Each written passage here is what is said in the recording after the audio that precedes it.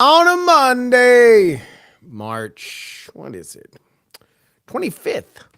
Your old pal Justin Robert Young joining you here from Austin, Texas. Had a nice weekend, went down to the beach. I had not been down to the Texas coast.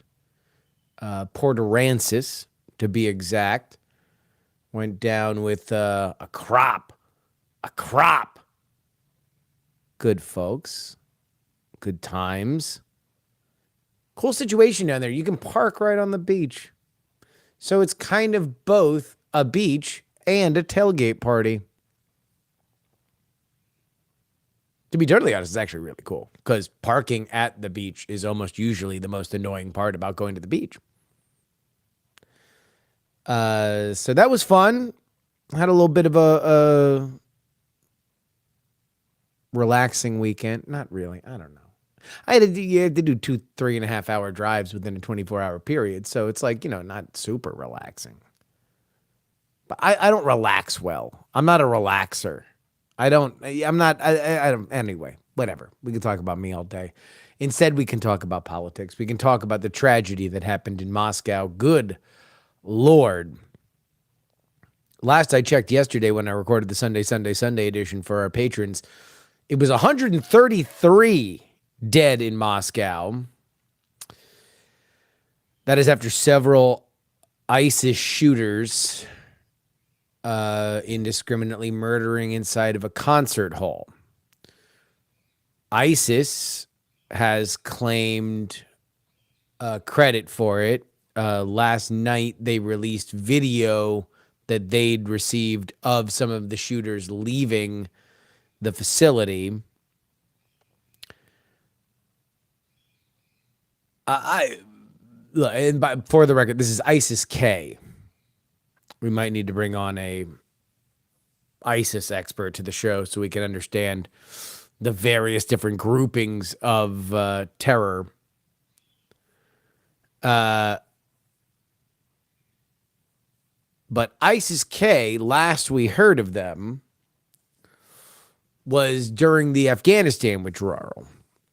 They were a group that was not happy that the Taliban was facilitating America's exit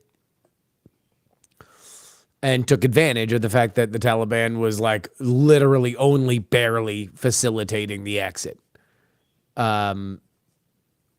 They were responsible for the suicide bomb that killed American servicemen, the suicide bomb that we retaliated by murdering a father and his children in a car, totally unrelated to the bombing. So yeah, mistakes were made. But still, ISIS-K is a problem. ISIS-K is something that Russia dealt with during their incursion or support of the al-Bashad regime. It's Syria. Yeah, this is it, man. You pass 40 and all of a sudden the names don't come to you. Sair al-Bashad? Al-Bashar. Bashir al-Assad. That's it. Okay. Russia propped up Bashir al-Assad in Syria. ISIS-K was on the other side of that. That's why they're pissed at Russia. And now a huge tragedy happens in the homeland. The heart of it, Moscow.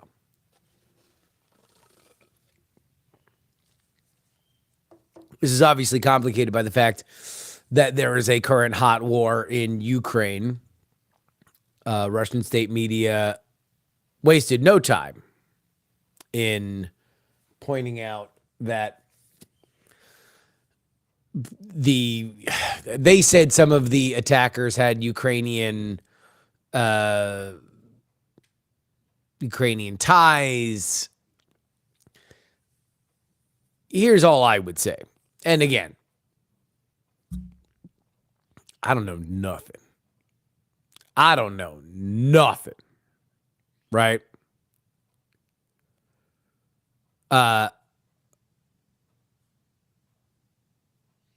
But if we were able to make deals with ISIS-K, then they probably wouldn't have suicide bombed our people in Afghanistan. If this were an out-and-out NATO operation, we probably wouldn't have had that. That's just my guess, right?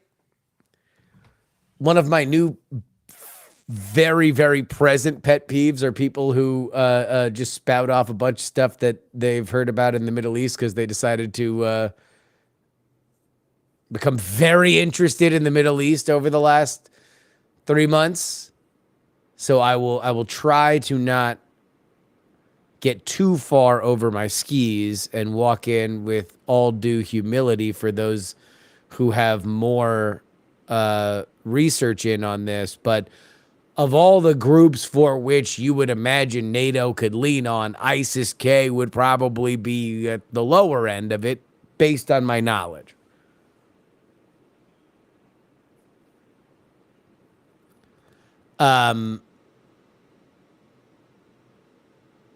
Which actually makes me think that Vladimir Putin might have a bit of a Netanyahu situation on his hands. Because, as soon as whatever is happening in Gaza begins to round the final bend in terms of this specific operation, which will likely either end in the capture or killing of Sinwar, who is the head of Hamas in Gaza. That would seem to me to be the logical endpoint. But there's going to be a lot of anger. There is a lot of anger for Netanyahu in Israel, not because of the reasons that we think of for our American perspective, because Netanyahu barely hung on to power in the Knesset. That's the Israeli parliament. And the way that he did it was cobbling together a coalition that involved some of the fringe settler parties. And those parties care a lot more about the West Bank, which is to the north, than the Gaza Strip, which is to the south. That's where you see a lot more of the incursions of like settlers saying like, oh, this piece of land is ours and that stuff. Now, a lot of Israelis don't like the settlers. I think the settlers are assholes. And now Netanyahu had to kind of back their play because he owed his seat in the Knesset to them. And so he spent a lot of time dealing with West Bank issues. Did not deal with Gaza issues. And then all of a sudden, October 7th happens. So everybody gets into war footing, but I do not believe that Israel will forget that they did not enjoy, for an unpopular to a lot of voters reason, that the eye came off the ball. And so I wonder if Vladimir Putin is in a similar situation.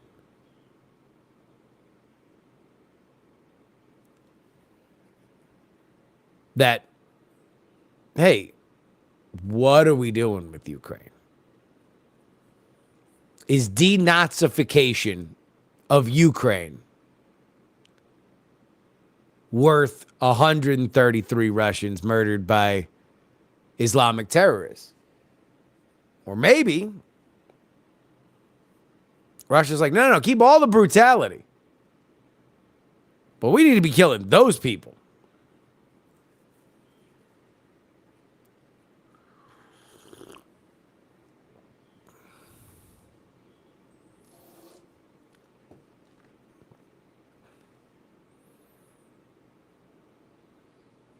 Why is Putin blaming Ukraine? Well, he's blaming Ukraine because otherwise he looks like absolutely his intelligence failed.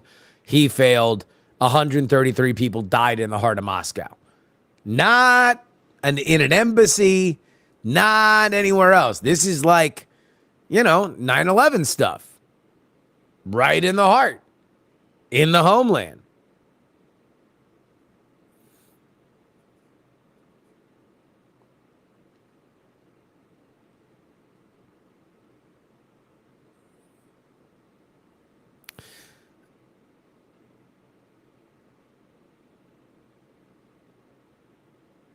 I mean, I think that part of the reason why Putin blames Ukraine is because he needs the Russian people to not be very mad that Ukraine caused this. The incursion into Ukraine caused the lapse that killed however many people. I haven't even seen the latest numbers. Moscow shooting death toll.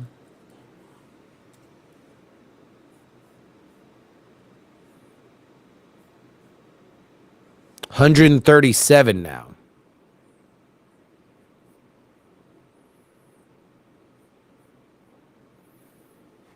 And let's see here.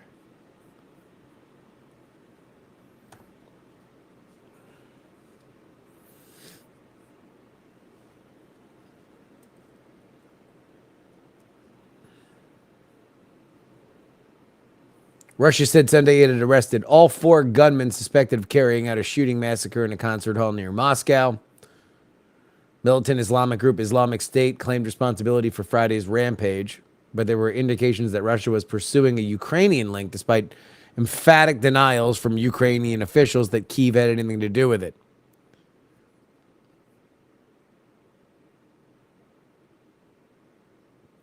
Moscow Regional Governor Andrei Vorobyov said 133 bodies have been recovered from the rubble in 24 hours, and doctors were fighting for the lives of 107 people. So, Jesus, this could get over 400.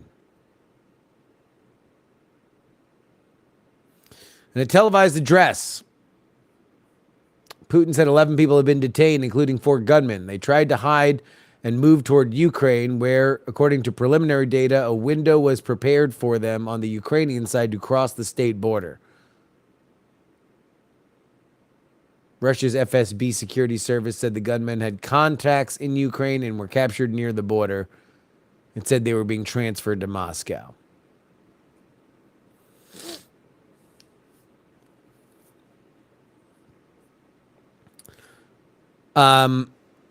Yeah,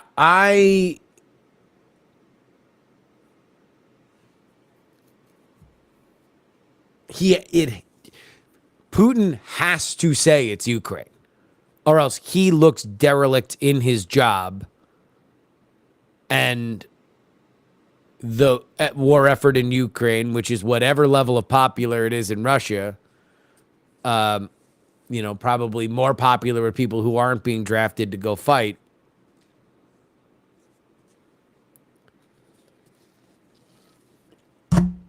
But you'd imagine it would get less. It would get less popular after a terrorist attack.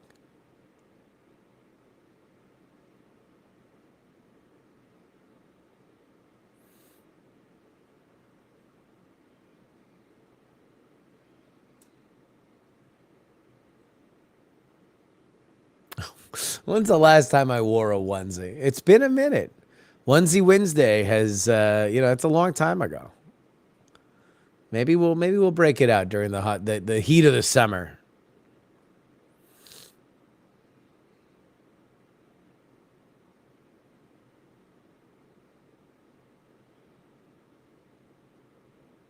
My feeling is that, yeah, sure, 9/11 made our foreign wars, yes, less popular. Well,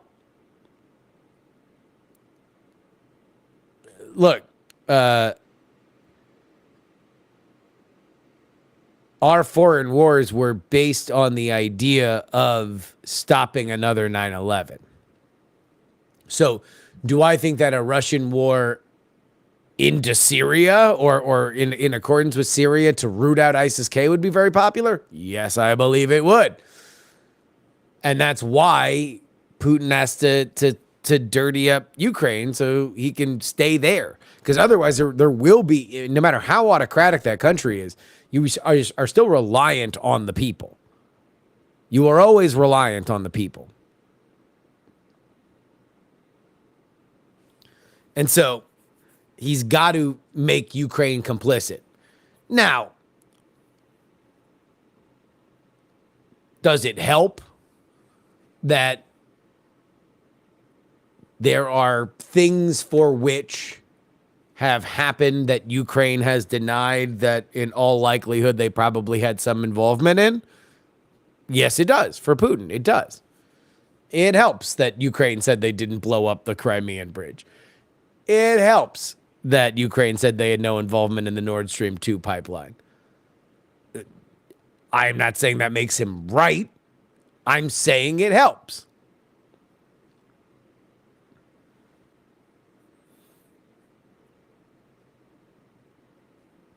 I think it's hard for us to understand the Russian people, says Mastodons. We know Putin says a bunch of nonsense to his people since invading Ukraine. The elections are rigged, so why would he care what the Russian people think of him? What are they going to do?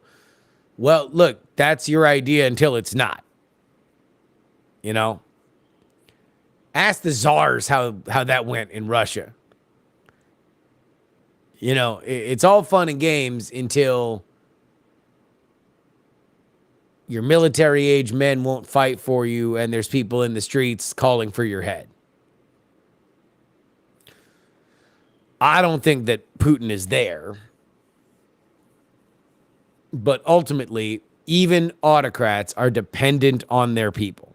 They are always dependent on their people.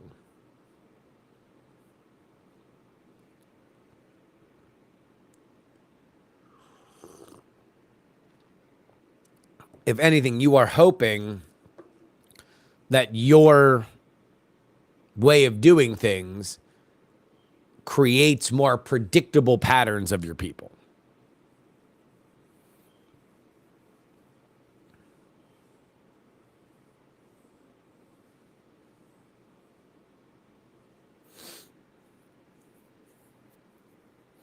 Anyway, all right.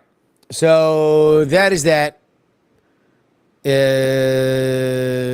we have any more questions about Moscow, or should we move to domestic politics here?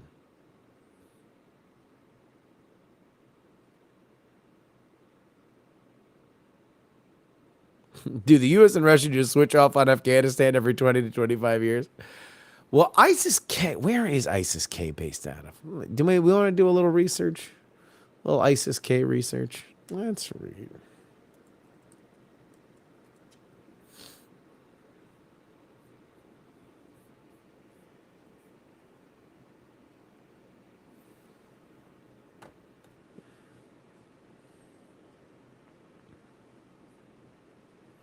Islamic State Khorasan Province, or ISIS-K, is a regional branch of the Salafi jihadist group Islamic State in South Central Asia, primarily Afghanistan.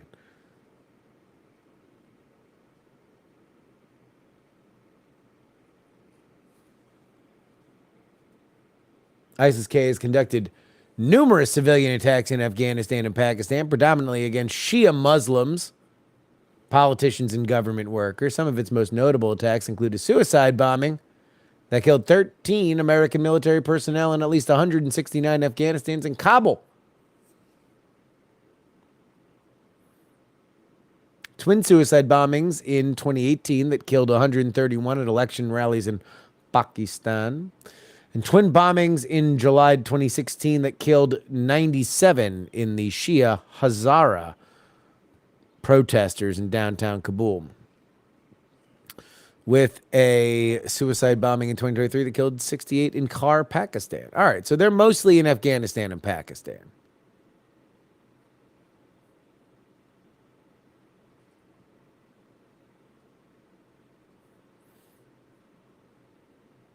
They are on the march.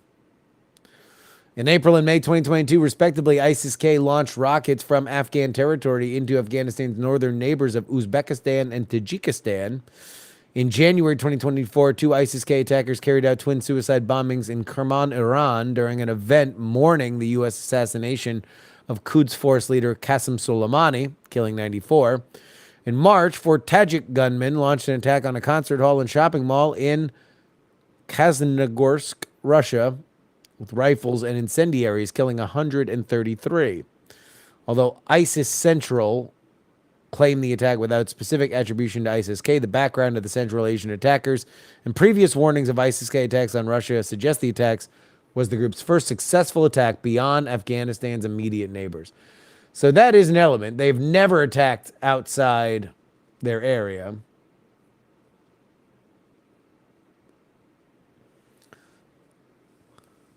ISIS-K began with the dispatch of Afghan and Pakistani militants from al-Qaeda-aligned groups in the Syrian civil war, which returned the region with instructions and funding to recruit fighters for a branch of Islamic State in the Khorasan region.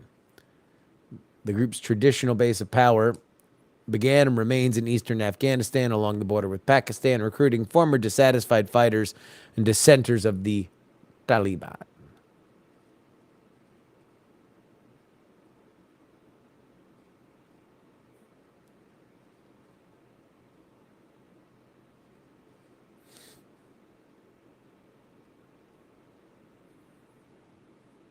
So here's my first question. Well, where the hell is this? Where's Greater Khorasan?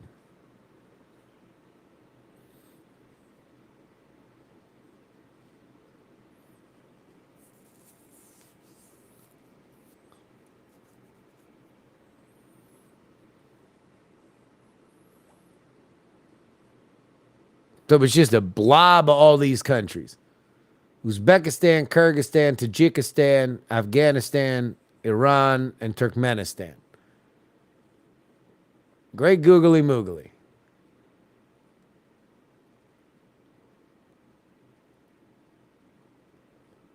Or no, it's it's all of Afghanistan and then stretching out from there.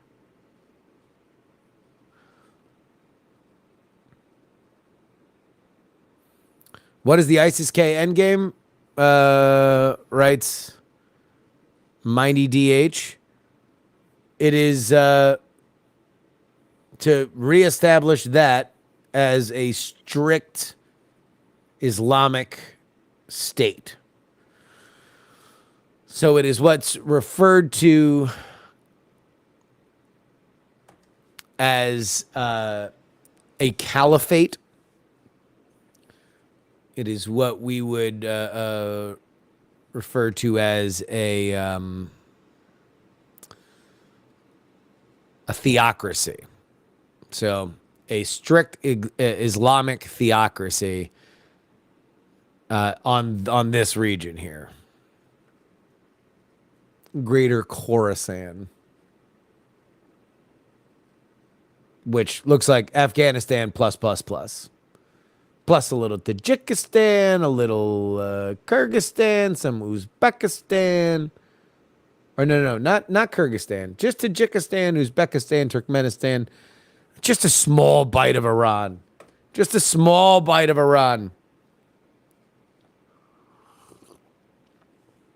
But they would be apart, if I am reading this all correctly, from the class of Islamic terror groups that we have heard a lot about recently, like Hamas and the Houthis, which are Iranian funded.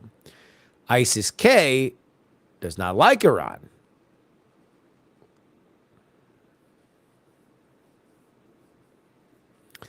So,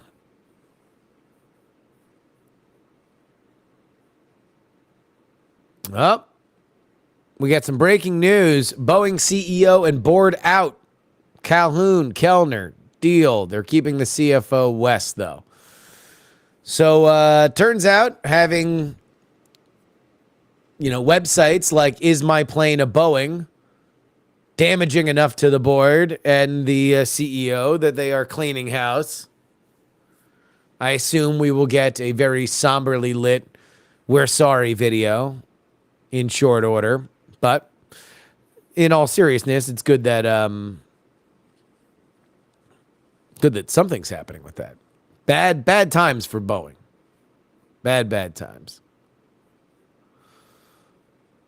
All right. Now, hold on. So Islamic State is Sunni. They are attacking Shia Muslims. And what is Iran, Sunni or Shia? Iran is Shia. Okay, so yeah, so that's the common denominator.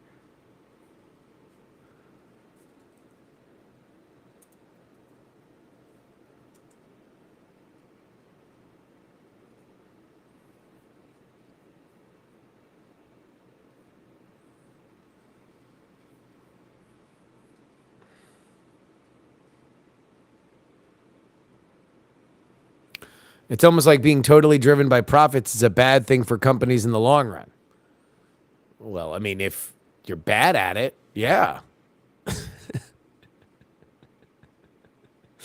you're bad at making profits, yeah, that's bad.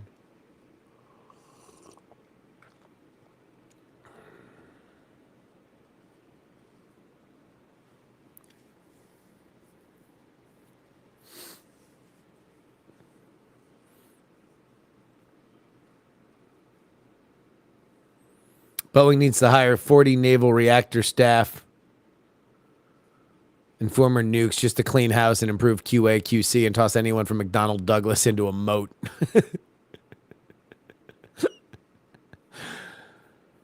Okay. We want to look at some polls.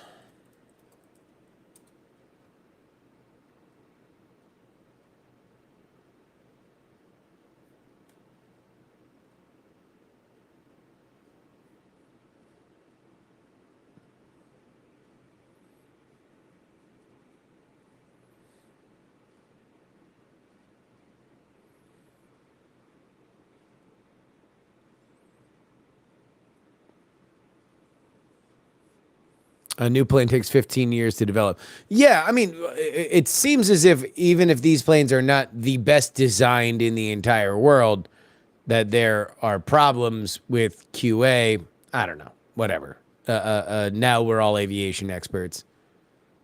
You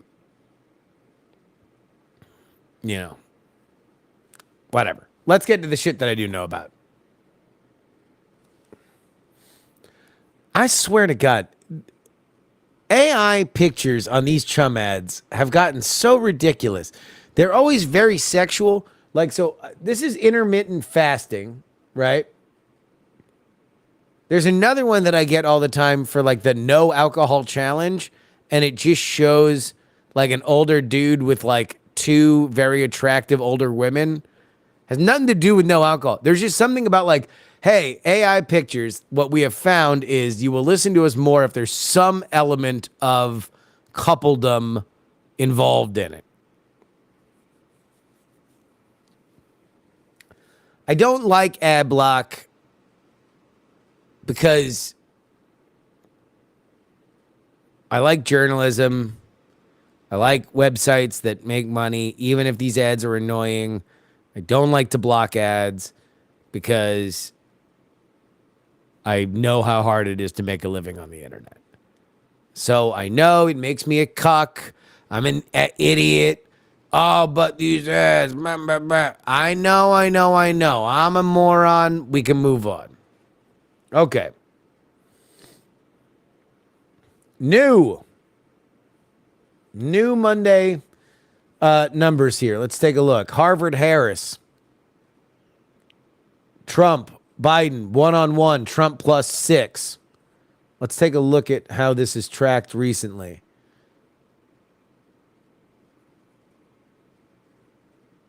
We got a lot of noise here.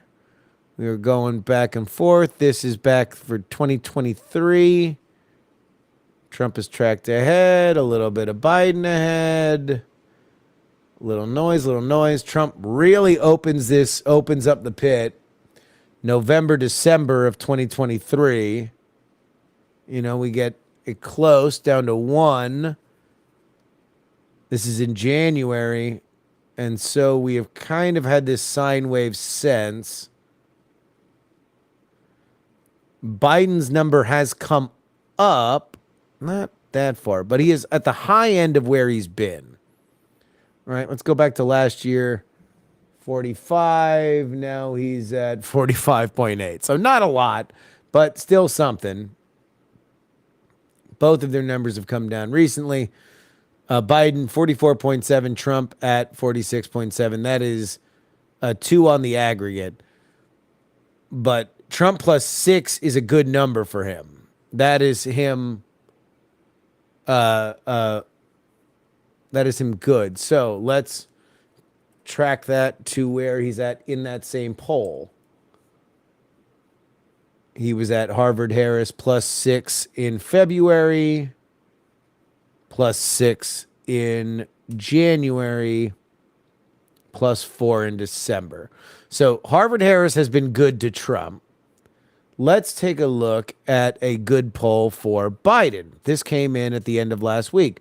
Morning Consult had him at a 43-43 tie.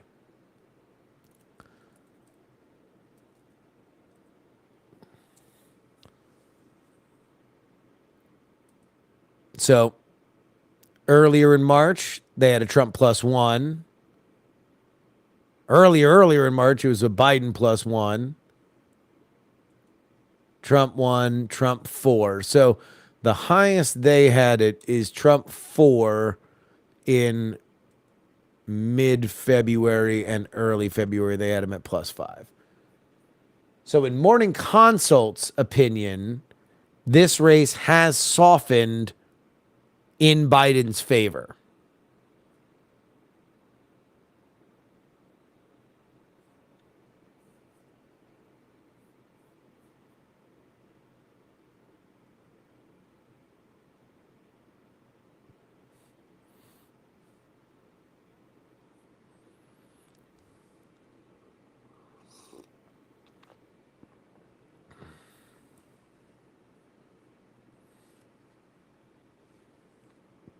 This was the eye popper. Grinnell Seltzer, that's an Ann Seltzer poll. She is thought to be one of the best in the business, especially in Ohio. That's Trump plus 7. And they had that race in October as a tie.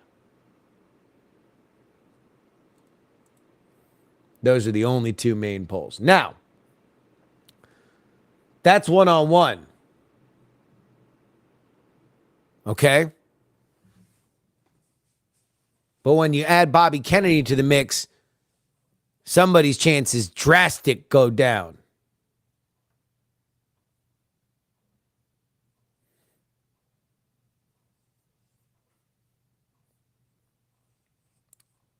Trump's real clear politics average there is a 5.4. So we are seeing consistently that Bobby Kennedy tends to draw more from Joe Biden than Donald Trump. There had been a question about whether or not that was going to be the case. So the question is, where will Bobby Kennedy be on the ballot? And is that going to affect things going forward? But Joe Biden has not won one of these polls since mid-December.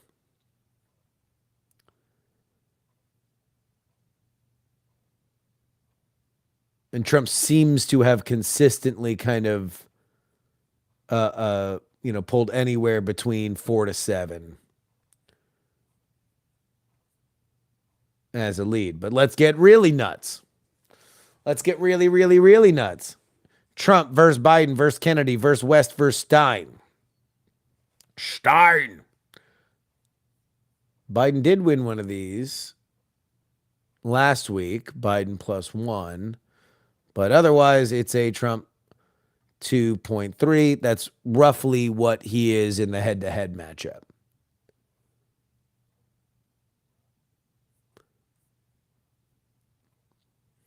But let's take a look at old Joe's job approval, because here's some good news for Democrats.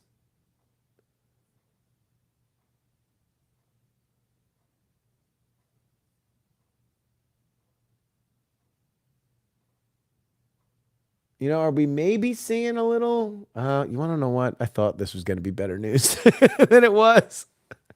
I thought, just anecdotally, I'm like, I don't know. I'm seeing more and more of Joe Biden in the 40s, but no, that's still pretty bad. That's still 16 points underwater because his disapproval does continue to go up. I mean, let's compare it to when it was at its best. That was February of last year. He seemed to have narrowed things. He had weathered the high inflation. And there we go.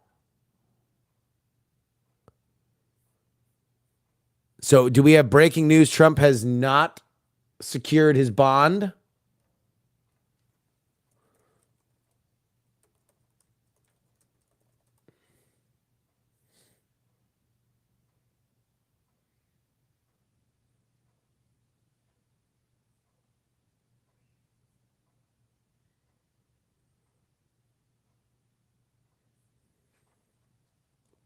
Let's go to CNN.com breaking news.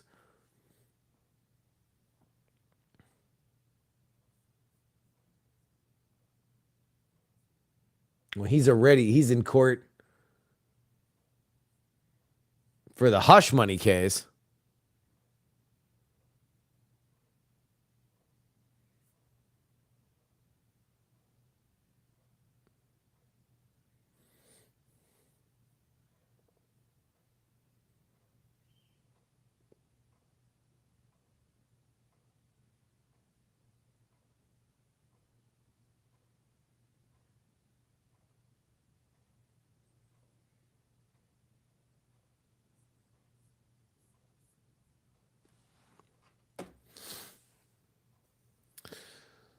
Um,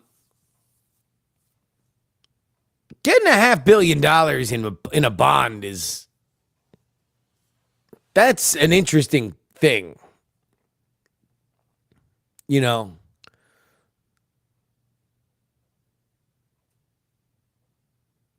because you can bank it up against assets,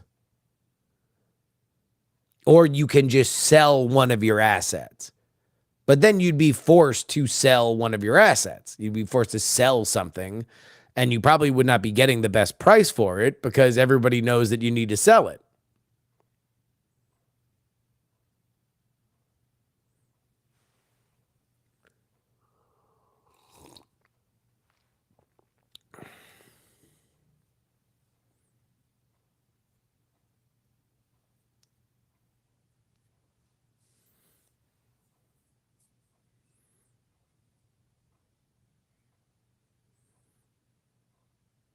I mean, there's also the political side of this.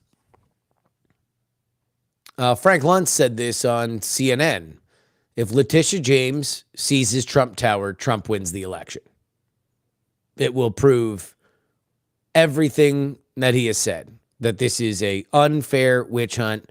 You've never seen this happen ever in your life to anybody, even really, really absolutely scuzzy criminals. They are only doing this because they ran on the idea that it would be politically advantageous for them, and they desperately, desperately, desperately do not want for me to be president again because I would undo all the evil democratic things that they are doing. This is the narrative that has powered him through the primaries, has made him more popular than he's ever been with independents. And if you had, I mean, he's already leaning into it in his fundraising things. Let me see if I can see the text message, but I've gotten it twice now.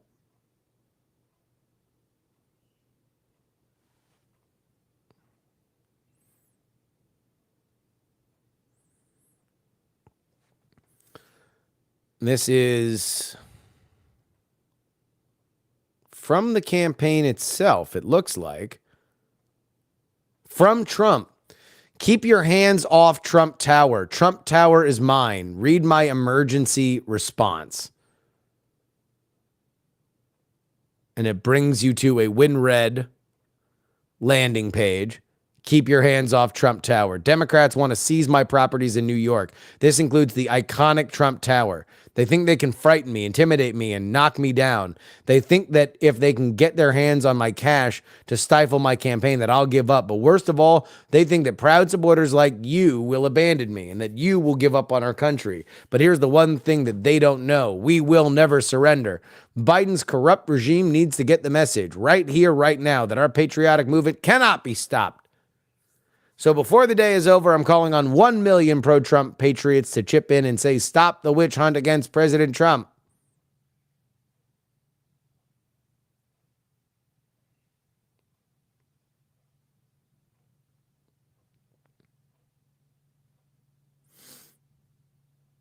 And then their options to donate are $20.24, 2024. If you're supporting President Trump in 2024, $47. Donate this amount if you think that Donald Trump is the greatest president of all time. And then they're 100, 250, 500, 1,300, and 3,030. But this is something that they believe is a winner for them. I think that they probably want Letitia James to seize this.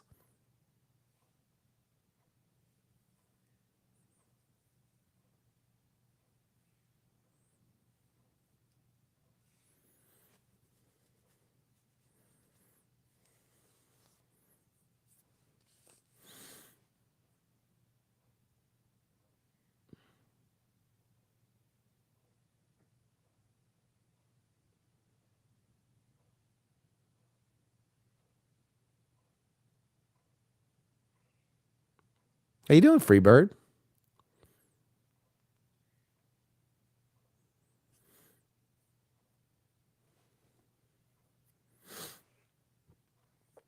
Well, look, I mean, this is what we always have to do. If we want to be realistic about things and we want to understand how things are going,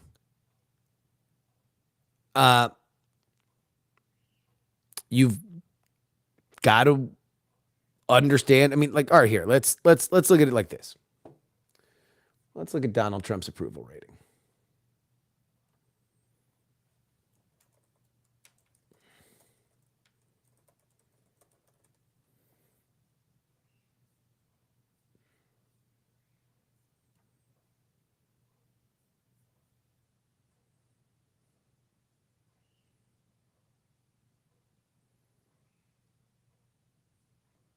All right.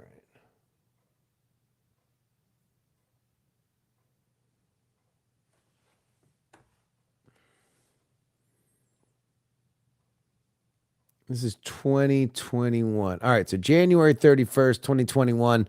You would imagine that's about as unpopular as the man's going to be, right? January 6th just happened. He's no longer the president. We move into this. So then let's take a look. Mar-a-Lago raid. That was August 6th, 2022. Okay, so let's take a look. Because we want to track to see in terms of general favorability. This is baseline. This is not the Republican primary. What is happening? Okay, so 2021, he's got an 11% spread, 12% spread. In December, was it March 2022? Was that it? August 2022. So let's go to August. No.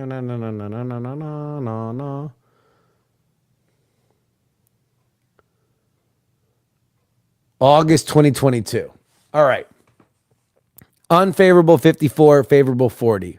We go back unfavorable, favorable. All right, so he's about a 4-point better moment at that point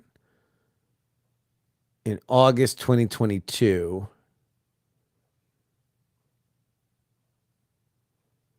He dips a little lower through all of the indictments,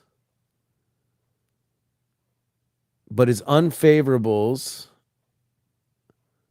I guess they're pretty consistent. So where are we? This is December of 2023. All right. December of 2023 is where he starts to become more popular. So let's say that's December 26, 2023. We begin here January 31st, 2021. He is down 18.1. By December of 2023, he's improved by 8 points.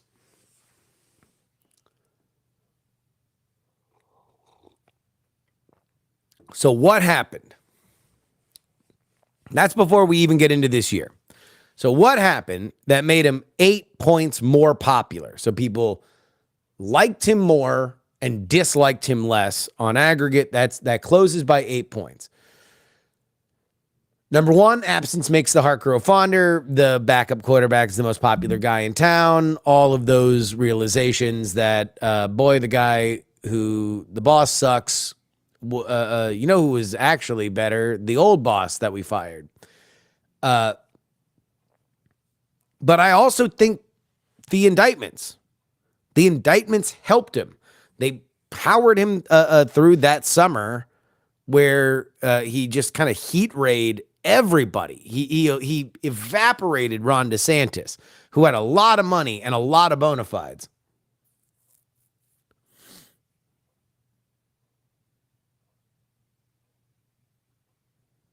So here we go. As we move into February, he's in single digits in his unfavorable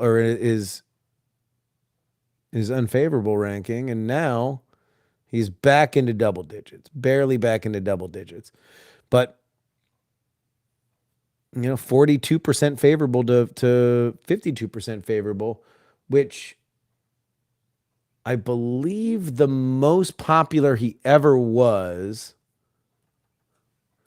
Trump approval rating, I think it was 45 right as COVID was locking down.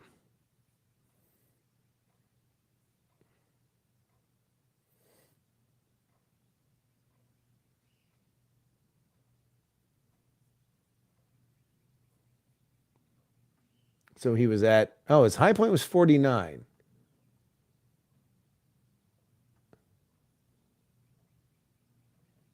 And that was leading from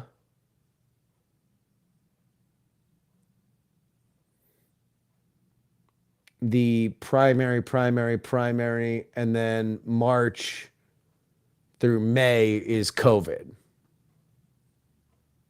And then things got less popular from there.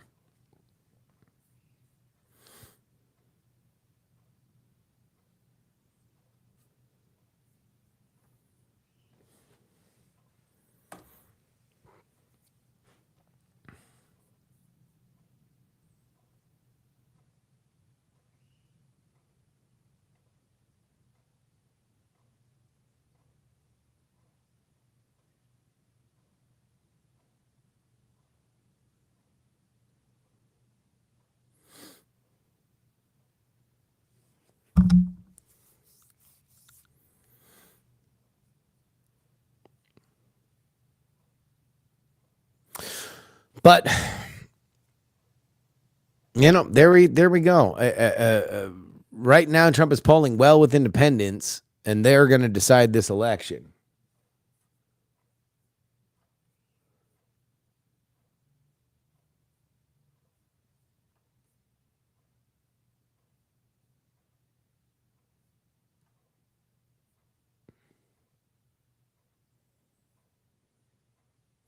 So just for comparison, this is Joseph Robinette Biden Jr.'s job approval. He is at RCP average 15.7.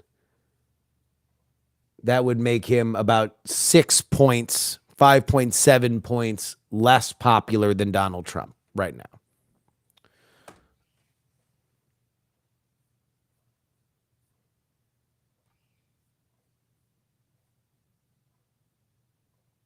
Now, that being said, I think I'm going to do, I don't know whether it's going to be on Wednesdays or Fridays, but I want to do the optimist case for Biden. because I do think that the way that we are talking about Joe Biden is uh, uh, a little bit too bullish on Trump. That incumbency still matters. I would still bet on Joe Biden right now. I would not bet on Donald Trump because I'm a chalk guy. I always say it, no matter how many people call me an idiot or say that I'm a moron. Uh, uh, but I bet on Trump in 2020. I'll bet on Biden in 2024 because usually the president wins a second term.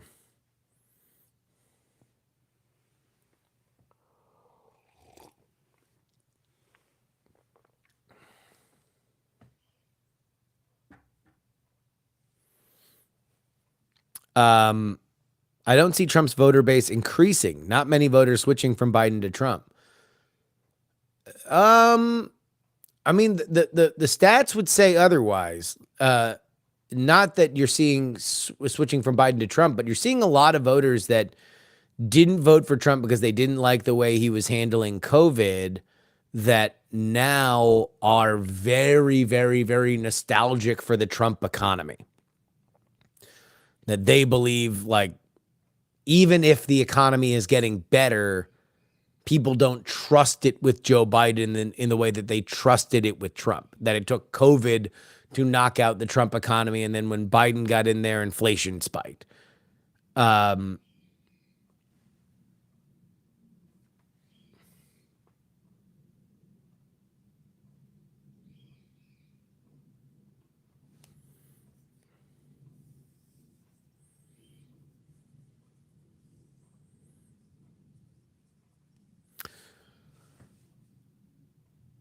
What did Trump do to make the economy good?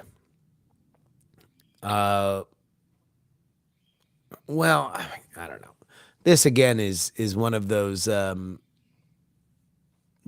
things where the economy is like a bunch of different things, some of which the president has control over, some of which they don't. My personal opinion is that a president can't make a good economy, but a president can screw up a good economy. A president can overregulate or outspend a good economy that rises inflation and that kind of stuff. So this is more, inflation has been pinned on Joe Biden. And in a lot of ways, I think that they made their own bed with this because they never talked about inflation as a thing that was apart from them, or they did it in the most asinine, only on MSNBC would people nod along to this kind of go team go rah stuff of like Putin's price hike or it's transitory. But inflation is what's been pinned on Biden. We did not have big inflation with Trump. Now, if Trump had been reelected in 2020, would he be dealing with inflation? Yes. Would he be dealing with this high inflation? I don't know. But then again, our inflation is not as high as around the world. CHIPS Act and the infrastructure bill massively boosted the economy. Look, you can say that those are very good investments, but I don't think that anybody would say that either chips or infrastructure have much of an effect on the economy today. The best thing that you could say about the CHIPS Act is that if we have more forges, more chip forges in America, that will benefit tremendously our economy in 10 years. Infrastructure is always a delayed gratification thing. You really get the payoff on that when your name is on a plaque next to it.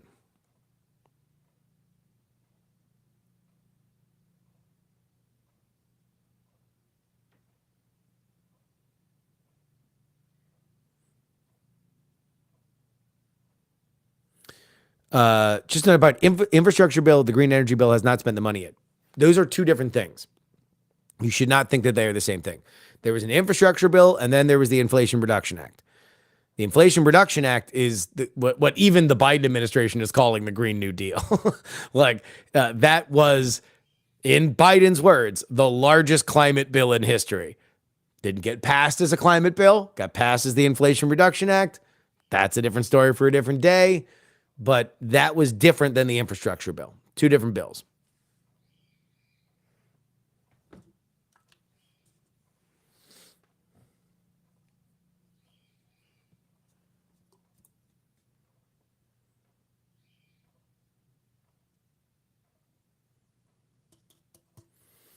The We're Not Wrong on EV chargers was very good and enlightening. Well, thank you. We try to do our best.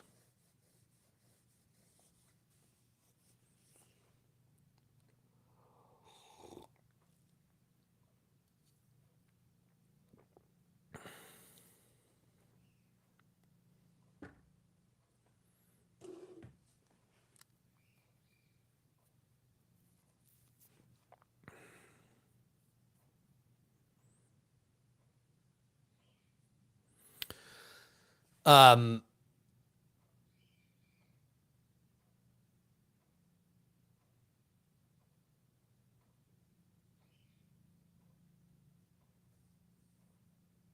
They completely ignored the fact that the grid couldn't support the load if we had mass charging. Lots of things need to be updated. Fallen Shroud, no, we didn't. But Heaton literally mentioned that on the podcast. Literally said that it would be a massive problem because of exactly what you said, that normally the grid cools down during the evening because we are using less electricity. That would not be the case if we had massive plug-in EVs. That would mean the load on the grid would be higher during the evening. That was said. That was said on the show.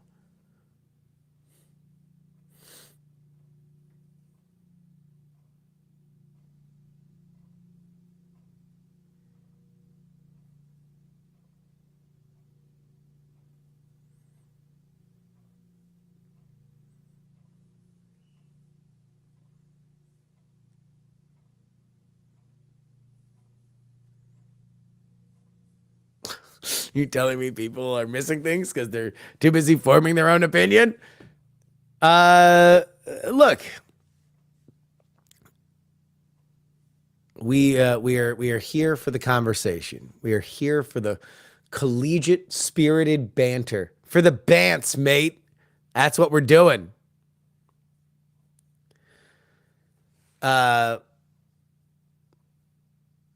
It is really, this is the funniest part about getting old, dude. The funniest part about getting old is being able to watch kind of full life cycles of arguments.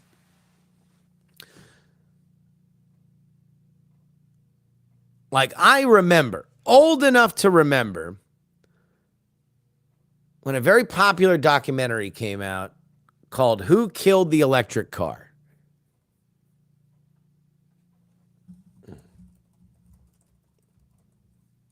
A 2006 film. Who directed this? Somebody I don't know.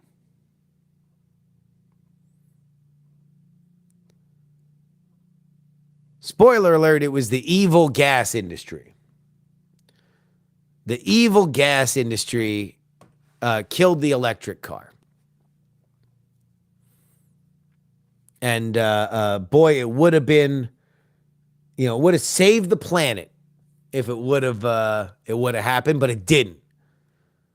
Oil and gas killed it because they want to sell you gas until forever. That's what they want to do. Evil, evil oil and gas. Killing the planet. And then we had electric cars. Really popular electric cars. Super sexy status symbol electric cars. A new car company made in America. Something that we didn't think was possible, to be totally honest with you. So many had failed. And for a very brief moment, that was really exciting. People were really into it. And now, you hear a lot about, well, I don't know, are electric cars even better for the environment? Are they even better? Are they even better? It's just funny how the goalposts get moved.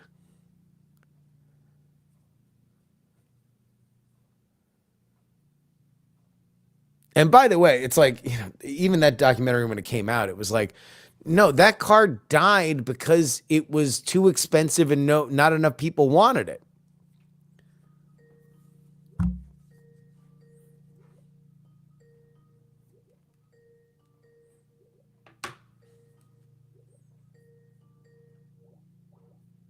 Not taking calls right now. Although I don't know, how much longer do I have? I have to be on Newsmax 2. You can watch me on Newsmax 2. I'm on the John Bachman show. When? Top of the hour.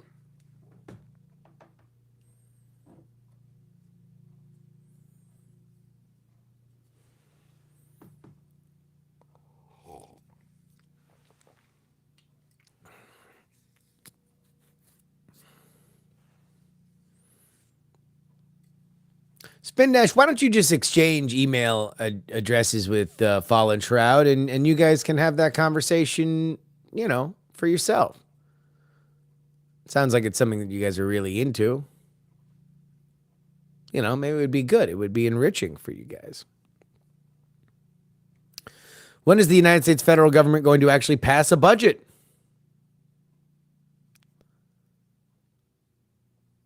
Are these the most continuing resolutions that the United States has ever had? Good question. What's the record?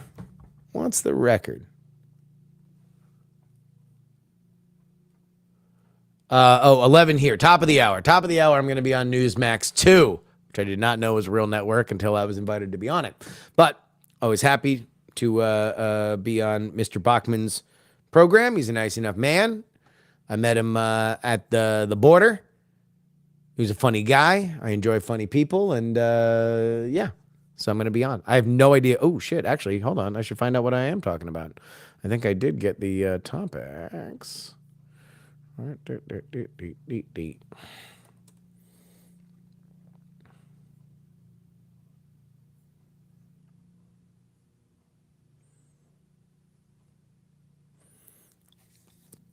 So I'm on 2 segments. Trump civil fraud and hush money cases. So a lot of Trump legal cases. So I'm glad we went over the approval rating stuff. And then I'm going to be talking about squatters' rights in the United States, New York City, Beverly Hills, and Florida. So catch me chopping it up on John Bachman Now. I will be at the top of the hour. First 2 segments, top of the hour. That's where you're going to be able to find me. On Newsmax 2. John Bachman Now.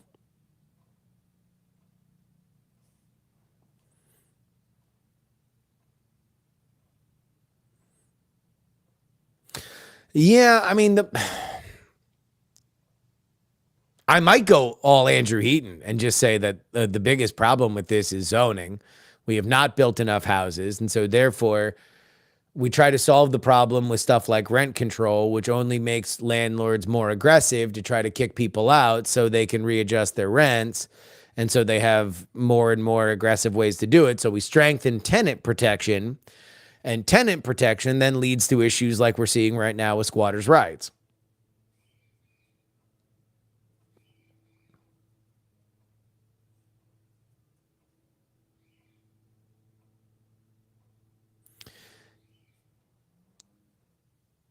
If we have a very, very hot market for people to stay in, urban areas, and we don't allow there to be more building of things in and around there, or to have multi-story dwellings, then these are the issues. And each time you try to solve, what was the what was the Simpsons quote? We released the snakes to.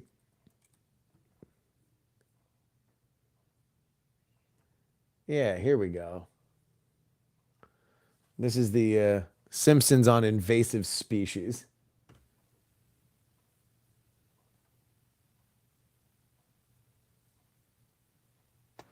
Excuse me, can you tell us what kind of birds these are? They hatch from eggs I found in a nest. Good heavens! I'm very glad you brought those in, Bart. I'll just get those killed and you can be on your way. Wait, what the heck are you doing? My civic duty, that's what. Bolivian tree lizard? Mm-hmm. It's a vicious oviraptor. It feasts on bird eggs and lays its own eggs in the nest. The unsuspecting mother bird cares for them until the babies hatch and devour her, too. What a chump! It's already wiped out the dodo, the cuckoo, and the nene, and it has nasty plans for the booby, the titmouse, the woodcock, and the titpecker. How vile! Well, the one thing that mystifies me is how a Bolivian lizard made it to Springfield. That is a puzzlement.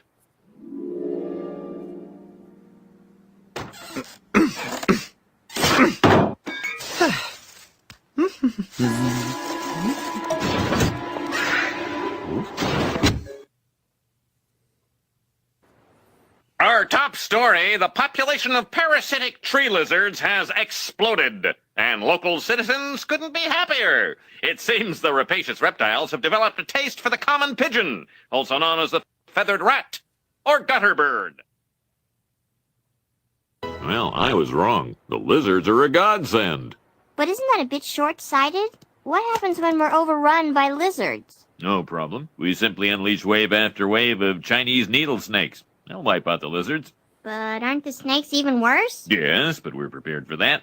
We've lined up a fabulous type of gorilla that thrives on snake meat. But then we're stuck with gorillas. No, that's the beautiful part. When wintertime rolls around, the gorillas simply freeze to death. All right, so there we go. Yeah, that's what I was thinking. The needle snake to the gorilla.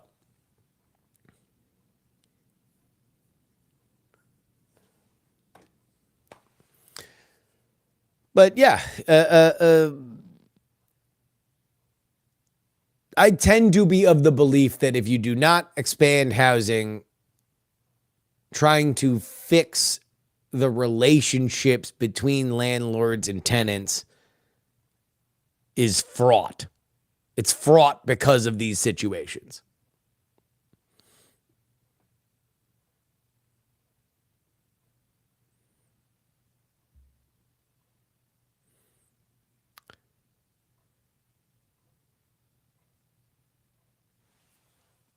In some cases, squatters are homeless on property, not just in houses. Yeah, I wouldn't doubt it.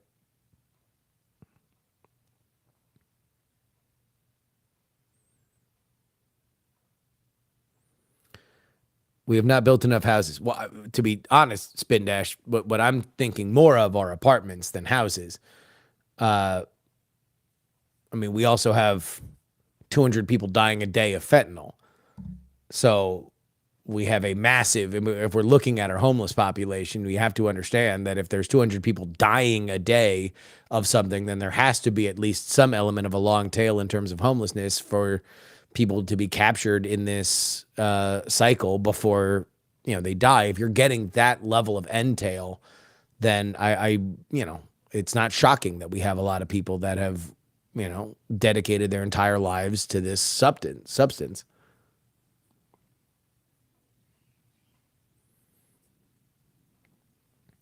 Why do you need to expand housing when we already have so many empty homes? Well, it's not a bad question. So the point isn't that we have homes, right?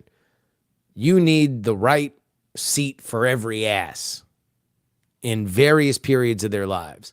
So you want something that is of a lower end, so somebody who is not making a lot of money can move in. You also want something that is of the mid-range.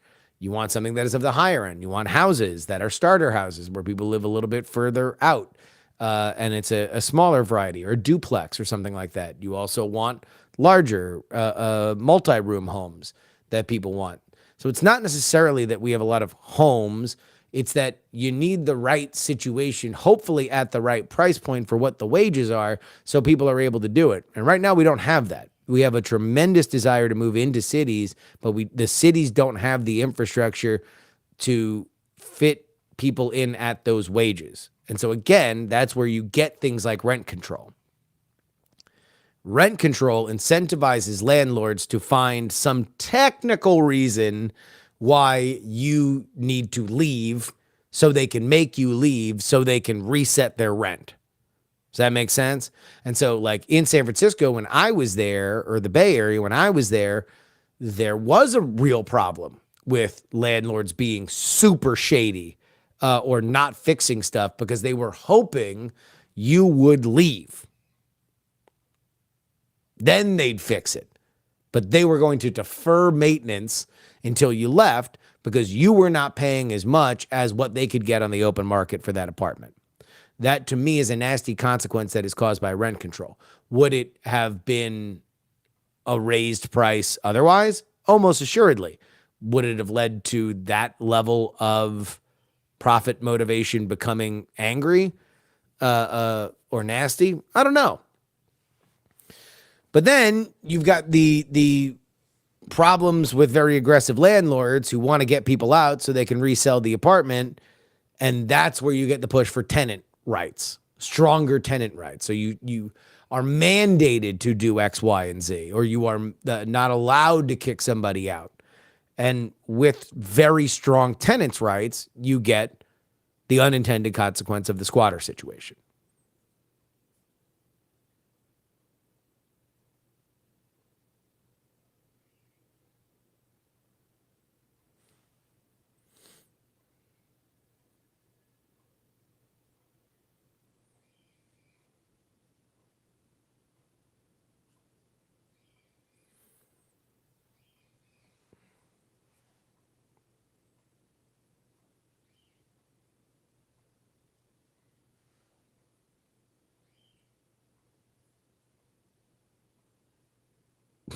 E. Jean Carroll should squat at Trump Tower.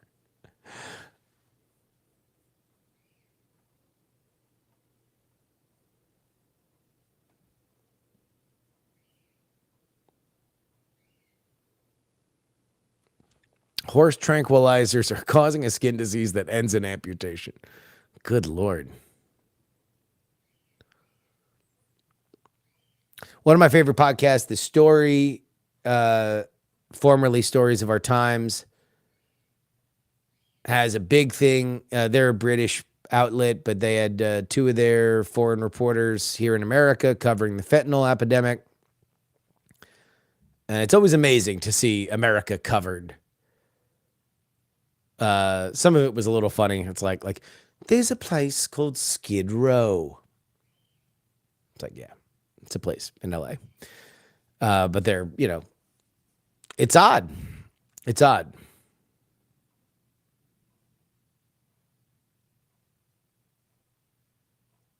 A Slav squat. No one living in the best country in the world should be homeless. We have an obligation to everybody to be housed and healthy. Well, yeah, from your lips to God's ears, Spinny, but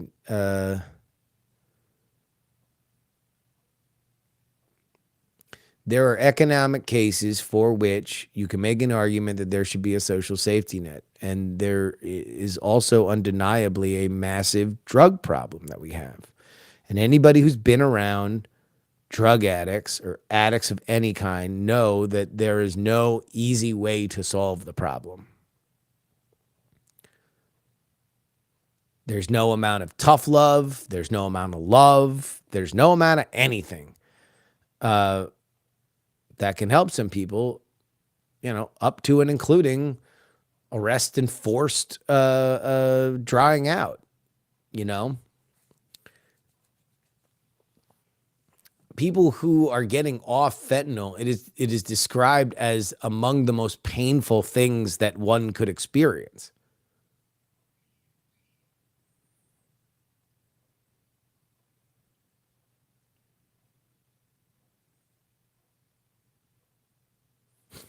Any Georges in the chat?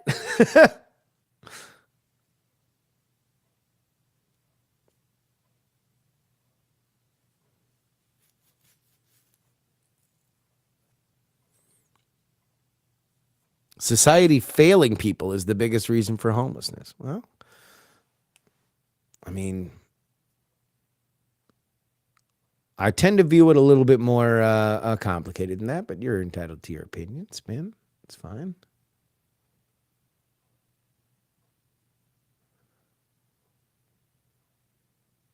Oh, yeah. We were looking for most consecutive. Most consecutive.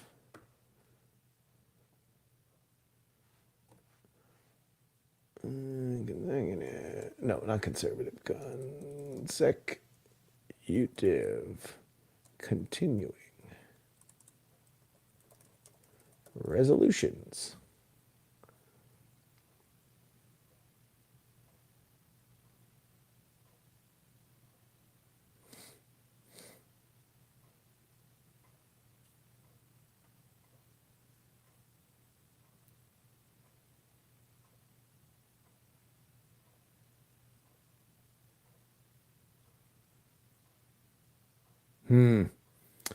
We'll have to do some digging on this one.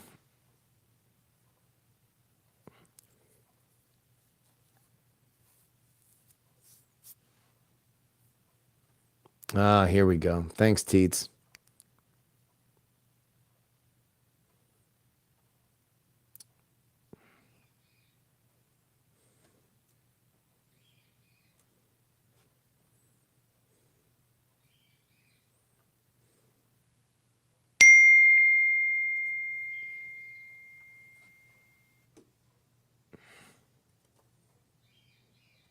Gosh darn it.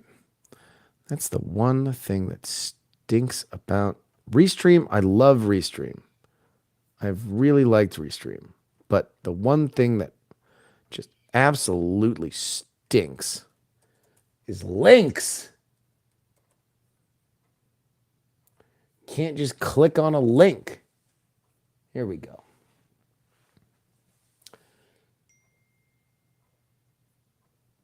Frequency of Congress's budget procrastination. Okay. So this was in 2018.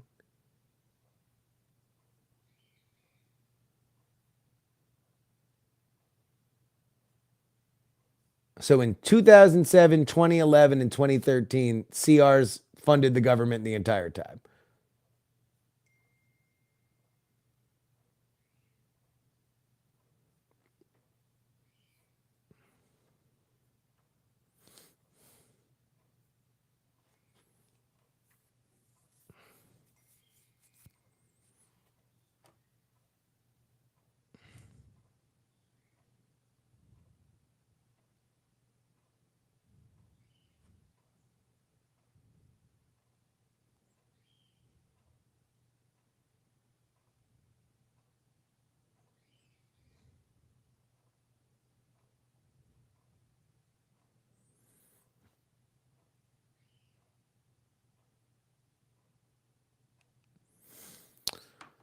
Yeah, sorry. Ash is texting me getting back from the airport. But yeah, so I guess the most the most continuing resolutions probably is not the best metric, because you could do a shit ton of 1 days and you wind up wrapping it up sooner. It would probably be best to do how many days did we operate under the continuing resolution, and there have been at least in the last 3 decades 3 times where we went the whole gosh darn year with it. And I would not be shocked if 2024 is another one.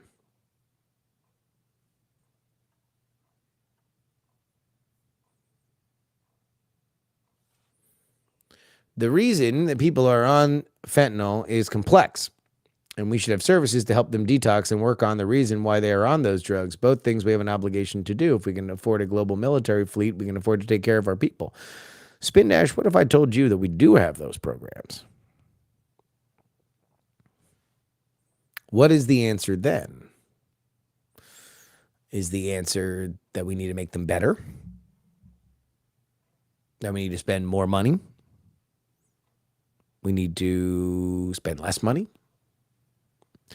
This is where we get into the nitty gritty of actually trying to solve problems and not just assuming that our mental blueprint of how we believe the world should work is the orthodox way in which we solve all of our problems.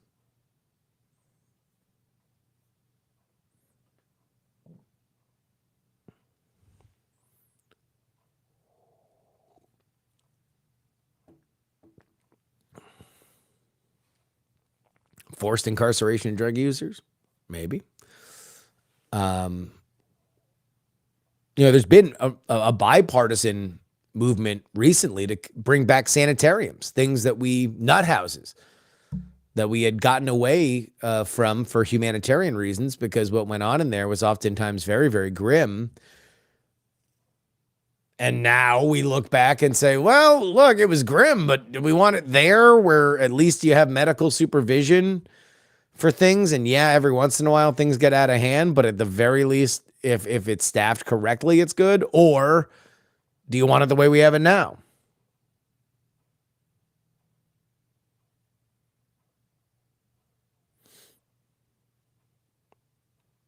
I feel like that a lot of people have not had experience with true addicts. I've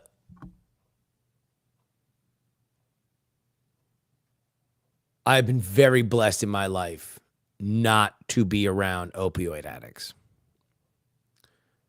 Psych. Never mind.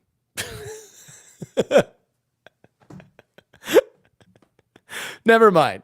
I have been around. I've been around people who have had crippling opioid addictions. In my direct family, I have not had any opioid addictions, but I have had alcohol addictions. I've been upfront. My father is an alcoholic. If he isn't dead, we're not sure. He's been very, very tricky with that one. And then my stepfather was a gambling addict. And both of them did substantive harm to their own lives because of it. My stepfather had an easier time managing it. My father legitimately ruined his life. He ruined his relationship with his children. He ruined his career, which was at the time fucking exploding. If he had been able to control his addiction, he would probably be a multimillionaire. And he threw it all away. Why? Well, because fucking addiction's awful. It's really, really, really ugly. And it's hard to deal with because you're not really talking to the person. You're talking to the compulsion. And anything that the person says is usually in service of the compulsion. So where my father fell, I think it hit him particularly hard, is that, he's a bit of a suave, charming dude. In a lot of ways, I'm my father's son. And when you're perceptive and you're a good talker, you can pretty much tell anyone you need exactly what they need to hear. That is right up until folks realize that you're just not reliable. And oftentimes that realization is hard to deal with, and so you react poorly. Sometimes that's when things get the ugliest. When you have to pay the bill on your own actions and you are ashamed of yourself. So you get defensive. And, that's usually when the blow-ups happen. But it's really, really bad. It's ugly to see, and it's not simple. Nobody who has been through this will tell you that it's simple. It hurts to cut people off.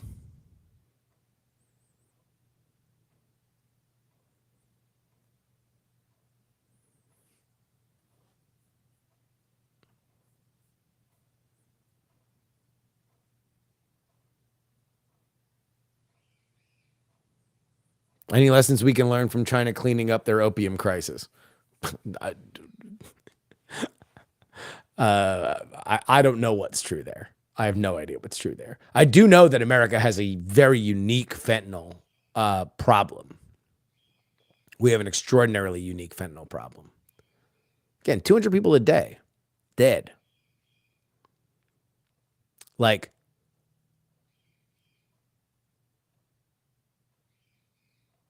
how many people are in that pipeline that you can average 200 people a day dead?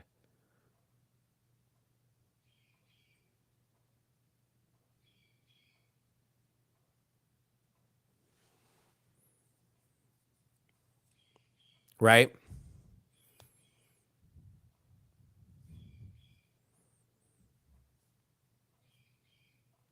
How many people are waiting in line if 200 get the unlucky lottery? How many people are in that pool?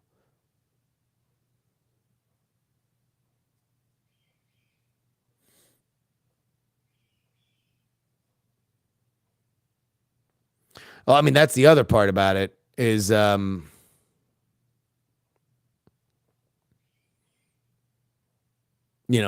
is, people use fentanyl to cut into other drugs because it makes them more addictive.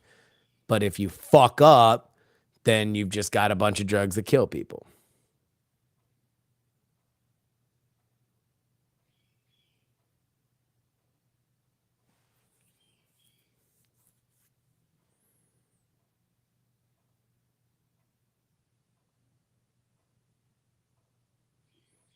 $1,300 a day from obesity-related causes. Well, that's hard. That's a hard one just because it's like obesity-related causes. So we're going to throw high blood pressure or heart attacks. Like, I do believe, please keep an eye on your health. It's something that I've thought a lot about recently. When you turn 40, you realize there's not going to be a whole lot more time to like tune up the physical fitness band. I was very, very, one of the best things that happened during COVID was me taking my health a lot more seriously. And I'm grateful for that because I'm at a place now where it's like, I was out on the treadmill this morning and like the knee starts fucking up. The knee starting to fuck up has been an issue.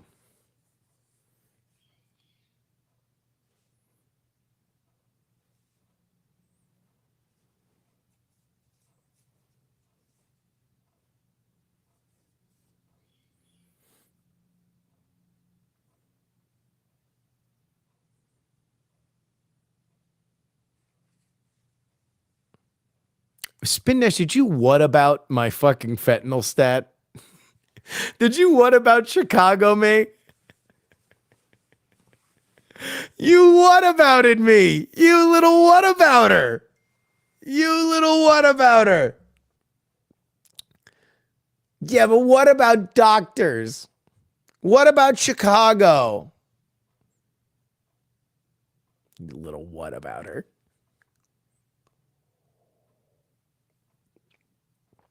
All right, we got to wrap it up here. I got to get ready for this TV thing. Newsmax 2. Let's got to have perspective. What about though? What about? All right, we're not even going to get into it. You little whatabouter. You little whatabouter. Let's get a link for Newsmax 2.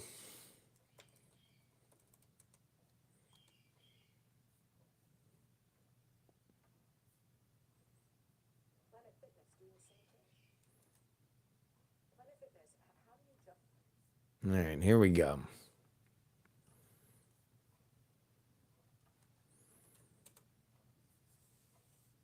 That's the link for Newsmax 2. I will be on at the top of the hour.